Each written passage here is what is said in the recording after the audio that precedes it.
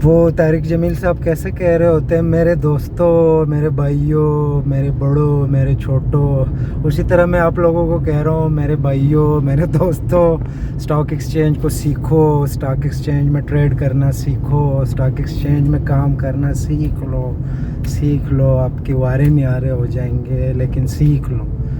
ये मैं इतना फोकस होके इसलिए कह रहा हूँ, स्पेशली उन लोगों के लिए जो मेरे सवात के दोस्त हैं, जो मेरे सवात के लोग हैं, जो मेरे अपने लोग हैं।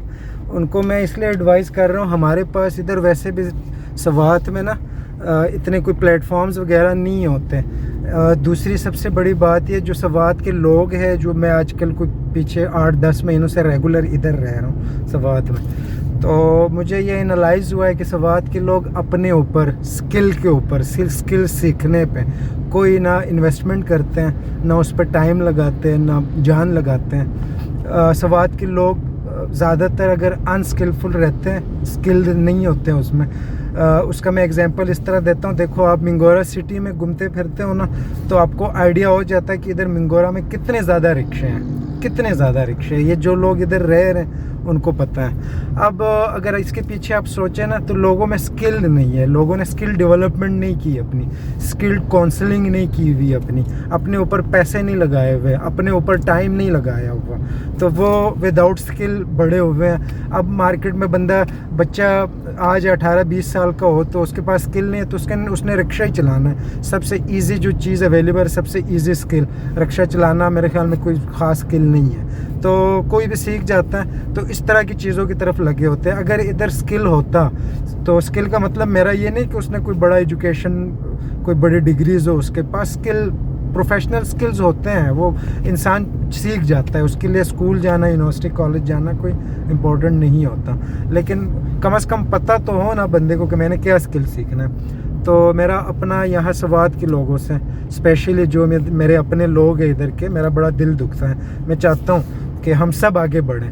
तो आप लोग ये फजूल चीज़ों में 24 घंटे हमारे हाथ में मोबाइल होता है, 24 घंटे, तो अगर हम उस पर कोई गेम खेल रहे हैं या कोई और रील्स वगैरह देख रहे, तो उससे बेहतर नहीं है कोई क्रिएटिव काम करे, कोई ट्रेडिंग सीखे, स्टॉक एक्सचेंज से रेलिवेंट चीज़ें देखें, उसमें इन्वेस्टमेंट करें। ये भी गेम से कम नहीं है, लेकिन एक दफ़ा आप जब सीखते हैं, काफ़ी हज़ार लोग मैंने देख लिए, अजीब अजीब गेम आते हैं मार्केट में, फ्रॉड, तो उसमें से इंटरेस्ट ले लेते हैं, उसमें से फिर सुनता हूँ 10 लाख, 15 लाख, 50 लाख हार चुके होते हैं, क्योंकि उसका तो कोई बेस होता नहीं है, बस लोगों को धोखा देने के लिए खोला होता है।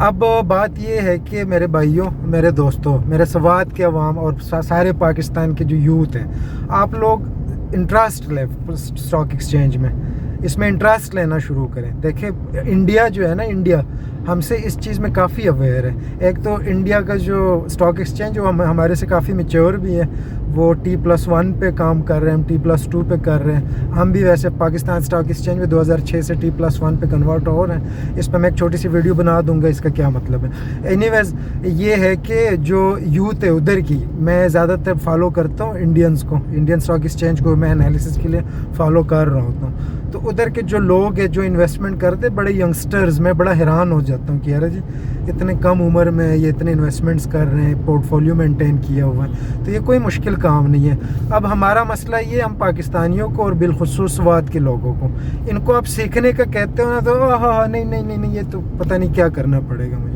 आप सीखोगे नहीं, अपना स्किल नहीं डेवलप कर, अपनी पर्सनैलिटी नहीं डेवलप करोगे, तो फिर तो नहीं हो सकता ना। सॉरी, उसके लिए आपको स्किल डेवलप करना पड़ेगा, अपने आप को उस लेवल तक लाना पड़ेगा। तो मेरी रिक्वेस्ट है आप लोगों से कि अगर, मैं ये नहीं कह रहा आप लोग अपनी जायदाद और सब कुछ बेच के तो स्टॉक एक्सचेंज में लगा दो। आप 5,000 से भी स्टार्ट ले सकते हो, आप 10 से भी ले सकते हो, 50,000 से भी ले सकते हो। आप स्टार्ट तो लें ना, सीखने की गरज से स्टार्ट तो लें, तो आप लोग मुझे दुआ देंगे कि यार ये इस बंदे ने हमें किस चीज़ पे लगा दिया। और दूसरी बात ये कि मोबाइल हर बंदे के हाथ में, तो अगर एक चीज़ पे थोड़ा सा सीखने में 1 महीना 2 लगना पड़ रहा है, तो इसमें कोई हर्ज नहीं है, बंदे को सीखना चाहिए। और मैं कोई देखिए, हमारी जो यूथ है ना, उनके पास प्लेटफॉर्म तो अक्सर होता नहीं है, तो सारे लगे होते हैं, या वो हमारे शाहिद अनवर साहब के पीछे लगे होते हैं, वो अमेज़ॉन के कोर्सेज़ वगैरह, ठीक है, ये सारी चीज़ें ठीक है, मैं ये नहीं कह रहा, लेकिन वो कोई इतनी स्किलफुल चीज़ नहीं है। अमेज़ॉन का कोर्स तो आप यूट्यूब पे एक वीडियो देख लो, 15-20 मिनट के, आप सीख जाओगे कि क्या चीज़ है अमेज़ॉन। स्टॉक एक्सचेंज में ये है कि ये एक टेक्निकल एनालिसिस है, इसकी फंडामेंटल्स है, स्टॉक्स का रेगुलर आपने इंफॉर्मेशन रखने होते हैं। तो स्पेसिफिकली वो लोग जो ख़बरों पे नज़र रखते हैं, जो पॉलिटिक्स में इन्वॉल्व मतलब नज़र रखते हैं चीज़ों पे, ख़बरें सुनते हैं, तो उन लोगों को तो लाजमी चाहिए कि वो स्टॉक सीखे और स्टॉक में इन्वेस्ट करें, क्योंकि ऑलरेडी काफ़ी उनका पोर्शन कवर्ड है।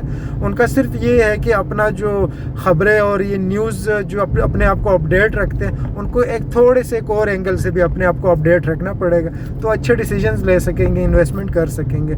और दूसरी बात ये है कि अगर आप स्टॉक एक्सचेंज को किसी भी दूसरी इन्वेस्टमेंट कमोडिटी के साथ कंपेयर करते हो, लाइक गोल्ड के साथ करते हो या आप रियल इस्टेट के साथ चले करते हैं, तो अगर आप लॉन्ग टर्म में देखें ना, 15-20 साल का डेटा उठा के देखें, तो ये पॉसिबल ही नहीं है कि स्टॉक से पाकिस्तान स्टॉक एक्सचेंज या किसी दूसरे दुनिया की दूसरे स्टॉक एक्सचेंज ये चीज़ें ज़्यादा रिटर्न दे सकें। लेकिन स्टॉक एक्सचेंज में ज़रा पेशेंस है, उसमें ये है कि आपने चीज़ें थारोली सीखनी है। ये नहीं है कि अब जिस तरह क्रिप्टो है, क्रिप्टो में कोई पता नहीं होता, चीज़ ऊपर जाए, बट डिमांड है तो ऊपर जा रही है, सप्लाई ज़्यादा है तो नीचे आ रही है, तो इस तरह की चीज़ है। अब स्टॉक्स में तो ये है कि आपने प्रॉपर चीज़ों पे नज़र रखना होता है, आपने ये देखना होता है कि उसके एनालिसिस है अपने। अभी जिस तरह फंडामेंटल्स कंपनी के होते हैं, तो आपने अच्छी कंपनी के अगर फंडामेंटल्स चेक करके उसमें इन्वेस्ट कर दिए लॉन्ग टर्म के लिए, 3-4 साल 5 साल का अगर सोच के कर दिया, तो उसका तो अपना ही है कि आपको मज़ा आएगा।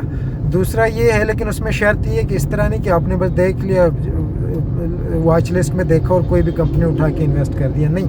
आपने आप पहले चेक करना है, पहले चीज़ें एनालाइज करनी है, उसका फंडामेंटल देखना है, 15-20 साल की कंपनी का डेटा देखना है कि किस बेस पे रिटर्न दे रही है, इसका स्टॉक का रेट जो है किस रेशो से बढ़ रहा होता है, कौन से टाइम में पूरे साल की कौन से मंथ्स में ज़्यादा बढ़ रहा होता है, कौन से में कम बढ़ रहा होता है। काफ़ी सारी चीज़ें होती है जो, फॉर एग्ज़ाम्पल छोटा सा एग्जांपल, जिस तरह पाकिस्तान में गाड़ियों का जो जिस तरह कंपनीज़ है ना, जो गाड़ियाँ बेच रही होती है, जिस तरह इंडस मोटर्स है, बाकी सारे हैं, ये होंडा टोयोटा वगैरह, लोग जो बुक करा रहे होते हो, फिर 3-4 महीने बाद 1-2 महीने बाद उनकी गाड़ी आ जाती है।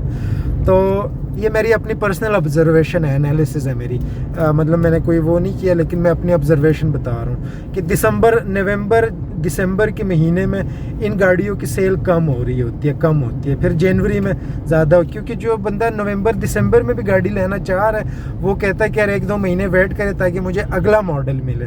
तो उस वजह से इन महीनों में आपका जो गाड़ियों का सेल होता है वो कम होता है, इन महीनों की जो रिक्वायरमेंट होती है वो अगले महीने जनवरी फरवरी में फुलफ़िल हो रहा होता है। तो एक छोटी सी इन्फॉर्मेशन है, इससे अभी आप फ़ायदा ले सकते हैं स्टॉक एक्सचेंज में, इसको आप कैश कर सकते हो इस इन्फॉर्मेशन को, अगर आपके पास ऑथेंटिक है तो, क्योंकि इन्हीं चीज़ों को छोटे छोटे पॉइंट्स होते हैं। नवंबर दिसंबर का ये अगर आप थोड़ा सा फॉलो करते हैं तो जनवरी फरवरी में ऑफकोर्स कंपनी का शेयर प्राइस ऊपर जाएगा, अगर सेल्स बढ़ रही है तो शेयर प्राइस भी ऊपर जाएगा।